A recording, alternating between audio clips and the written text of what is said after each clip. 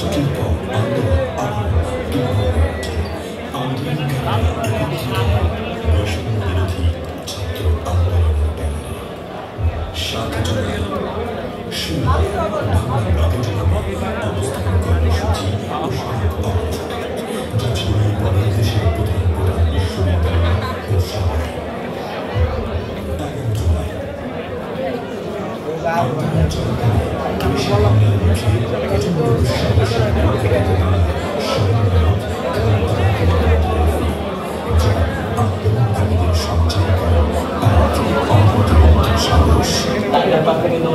মুখে যাওয়ার পরে দেখি যে সামনে থেকে আমাদেরকে অ্যাটাক করতেছে, পিছন থেকে অ্যাটাক করতেছে, আমরা মাঝখানে পড়ে গেছি এবং মানুষজন খুবই কম।